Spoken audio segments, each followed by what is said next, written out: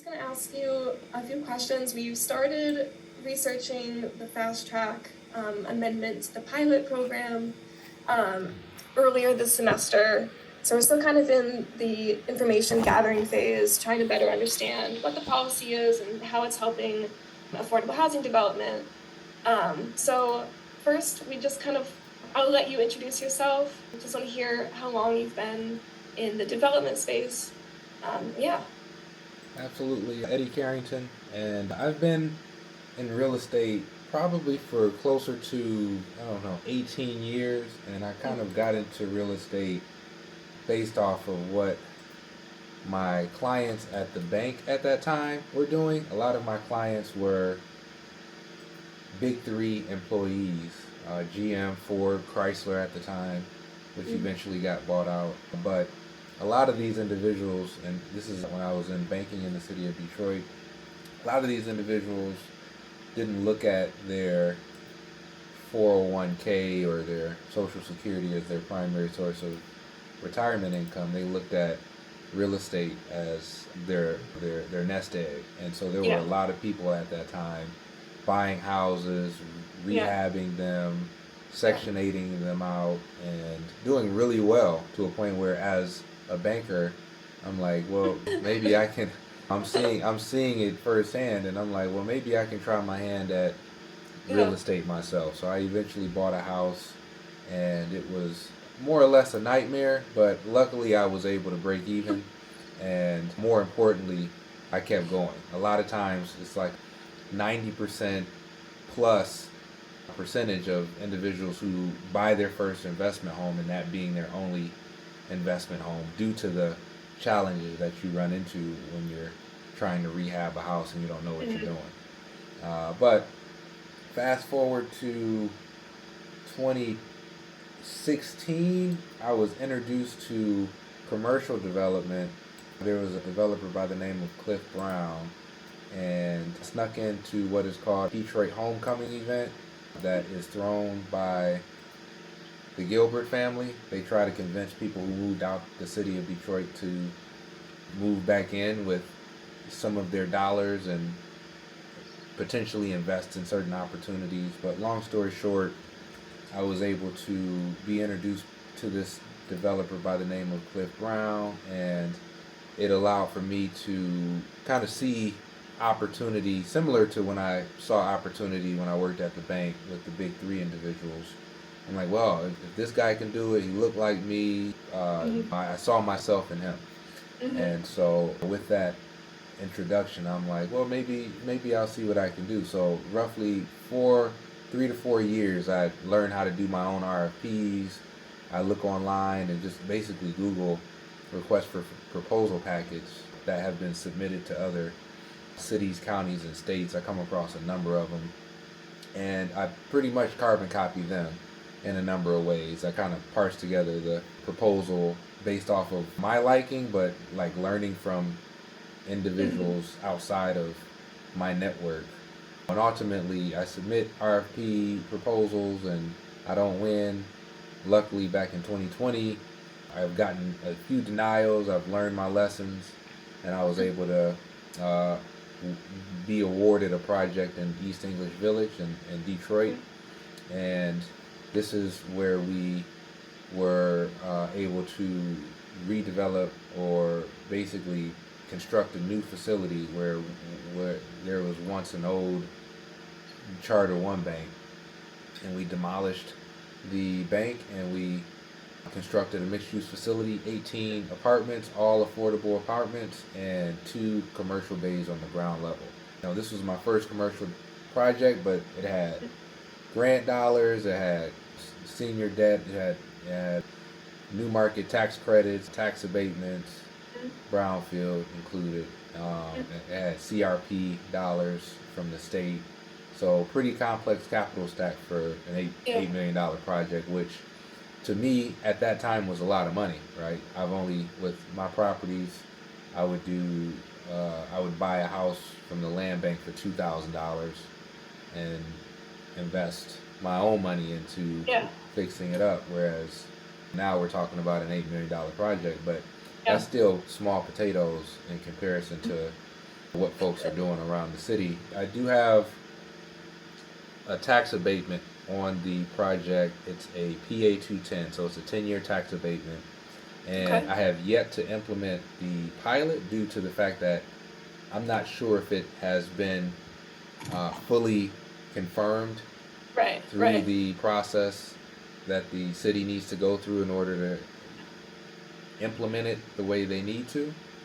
But I'm assuming that if it hasn't been done yet, more than likely Q2 of 2025, we're going to be able to start our submission for pilot.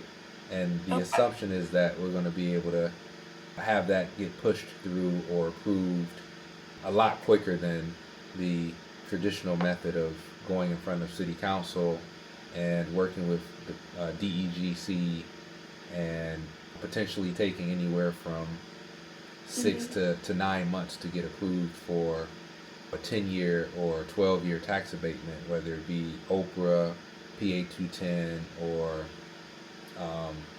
an NEZ, whereas the pilot is just a lot simpler. So tell me about why you guys are wanting to get into the world of real estate.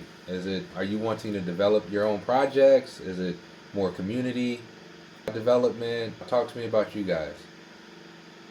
Yeah, so we are the economic equity group, and so our focus, or the team's focus for this semester, was really in community and economic development. And we had a lot of interest in housing policy amongst the team members. So we were looking at different housing policies that had recently been passed. One of our members came across the fast track ordinance. We did some preliminary research on it, thought it was really interesting, and we're wondering how to kind of expand that policy to other cities in Michigan that already have a pilot program, but not the fast track element of it. Like one of them is Kalamazoo. With Ann Arbor, we were looking at some affordable housing nonprofits. So like Avalon Housing, they used some funding from pilot from the city of Ann Arbor. So we just kind of wanted to learn more about what Detroit was doing and how it was helping affordable housing development streamline that process there and see whether it could be applied to other places in Michigan. So yeah. Absolutely. So after you graduate, what's the dream job for you? No, this isn't the conversation. Just give me a quick what are you aiming to be once you graduate? So I really want to be involved in policy analysis, specifically either at federal or state level, maybe more shifting towards state level now. Would really be interested in doing like policy analysis consulting for nonprofits and for think tanks. I'm really interested in, alongside economic development, I'm also really interested in energy and environmental policy. So specifically the intersection of the two, so looking at sustainable development is kind of my passion. It's my focus area and my major. So anything in that realm is what I'm looking to do in the future. Definitely looking like towards, I guess, like enter the realm of policy analysis. Okay. I guess specifically around like what I can do with like regarding inequality, and I guess like some of the research that can be conducted on that, so that it can help to be combated in the future. And like when I look at housing policy, in a way, like one of the greatest contributors to inequality in America in current day is obviously the housing crisis and like the lack of affordability among residential developments throughout the area. And so absolutely. like I'm curious to see like what can be done to help solve that crisis in a way. I'm actually focusing on disability policy, which I'm aware seems kind of unrelated. A lot of that is like trying to find like economic equity for people who can't work a lot. So a lot of that for me is like trying to work on affordable housing and things like that. Yeah. I'm aware that's like very unrelated to what everyone else is No, saying. it's actually pretty important when we're talking real estate. 1 in 4 people are deemed disabled in one format or another. And so housing for the disabled is a hot topic in the city of Detroit, even right now, more specifically now than ever before. So they're trying to figure out ways to implement certain policies and strategies to increase not only affordable housing, but housing for the disabled population as well. And so that's definitely timely as far as, and I think it's going to be more of a focal point in the near future than it has ever been. So I hope so, yeah. I got a 100% affordable development, we got 18 units, not that many units, but it's actually hard for individuals who fall in the category of affordability to even be able to afford these apartments due to the income that you have to fall in line with. We're getting feedback where people are, even once again, that are able to be qualified or that are qualifying for these units, they're like, it may not be something that we can afford. And so we're running into, and I'm not the only developer that's running into this scenario where the affordable units are starting to be a little harder to rent, and the people who are looking for market rate are obviously wanting to get the affordable price point, but obviously we can't just give those away to anybody. And we've had hundreds of people reach out, and when we run through the application to see if they qualify for these affordable units, ton of people just make too much money, unfortunately. So I've had to turn away people from these units for one reason or another, more specifically due to the fact that we run into people who can't afford them. Well, actually, we don't turn those individuals away. We run the individuals that we mostly turn away are the ones, once again, that are making too much. And so it's a bit of a conundrum that we're facing, but hopefully over time that kind of shifts. But I'm rambling a bit. Did you have any questions for me that you wanted to zap off? One of them was actually related to the ribbon and the kind of whole approval process for that. I think it took place before the amendment was passed, of course. Yep. So just want to hear more about the challenges in getting that whole project approved. Yeah, so one thing we kind of strategized around was trying to get the longest tax abatement possible, because it's really hard to predict what your taxes are going to be once you hit that cliff of whether it be 10 or 12 years or potentially 15 years with an NEZ. But we wanted to try to give us as much time as possible when it comes to these tax abatements. And so we started off with a focal point around the OPRA, which is a 12-year tax abatement. And so in order to get the OPRA tax abatement, you have to basically be doing a rehab of a dilapidated building.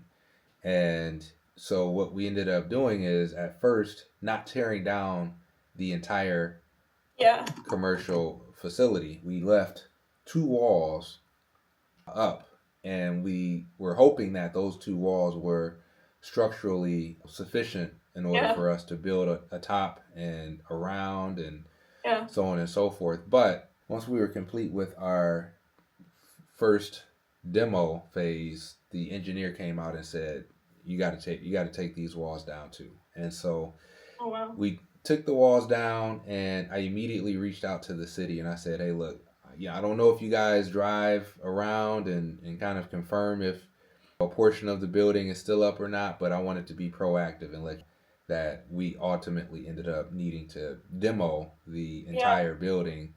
And so what do we need to do in order to rectify the tax abatement? Because I don't want to be on the news, a sleazeball developer figured out a way to steal 2 extra years of tax abatements from the city, and I'm not following rules. So do you foresee this new program maybe attracting more developers into the affordable housing space going forward to kind of take advantage of these new opportunities? That's a good question. I would have said yes pre 2025, but unfortunately, and this isn't necessarily, this is just what you deal with in development. The funding opportunities are more so concerning than of course your tax abatement. Yes, I mean, this makes it easier on that end, but we had it good over via the last administration due to the amount of support we gained from the federal side, which trickled down via the state and ultimately to the city. As of now, it's a lot of things that aren't clear and concise, and there are a lot of cuts. The Greenhouse Gas Reduction Act, that's kind of in limbo, where there were a lot of projects that were counting on these dollars, but now that money is, I think, still frozen. And so if it's not one challenge, it's another. But that's just how real estate is. You just have to Right, figure out right. a way to pivot, adjust your project accordingly, and from there figure it out. But yeah, I mean, this is definitely gonna still be a benefit for us that are continuing our development journey. Most definitely, So I was actually curious myself. So like, are you kind of saying like in a vacuum, I guess like the policy, I guess like sort of helps out in that way, but like it's recent like changes with the way the federal government's been working that's been throwing a wrench in things? Yeah, I mean, technically, the ARPA funds that we were able to get from the federal government kind of trickled down into the affordable real estate development side here in the city of Detroit over the last roughly 5, 6 years, over $1 billion in affordable developments in the city of Detroit alone were able to happen due to the fact that you had these ARPA dollars help to provide subsidy in order to fill the different gaps that we as developers have when it comes to these types of projects in the city of Detroit. Once again, if I'm building a $8 million project and it's only appraised at $3.5 million, that project has to get some type of subsidy or it just doesn't get built at all. But luckily, you have different administrations and organizations that are wanting to ignite some type of economic activity across these different corridors in the city of Detroit, and in turn giving us that subsidy that was at one point there in one form or another, but it seems like it's kind of drying up, and we don't necessarily know what the next form of subsidy may look like in order for us to help continue our development push. Do you see, I guess, any potential like for a policy similar to that, which has been implemented in Detroit, the fast track, like to be implemented in like other cities? Like, do you think that would be a helpful policy, like in Uh, Michigan? it could be helpful. I would say so. I do think that Detroit has probably a bigger population of emerging developers, and when I mean emerging, I mean like small scale, like developers like myself who don't have that much experience. We're trying Yeah. our hand at getting into the big leagues in one format or another, and this environment is a little, I wouldn't call it easier, but there are more options to develop within the neighborhoods here in Detroit than there potentially may be in Ann Arbor. Whereas in Ann Arbor, if you're doing a development, an Ann Arbor development could pencil out with or without a pilot, depending on the forecasted income that they're projecting, how much they're going to get per unit, so on and so forth. So Yeah. I would say that it just all depends. I wouldn't say that this is kind of a blanket opportunity to just for any city to take advantage of. It has to make sense, and like in the city of Detroit, I would say it makes sense.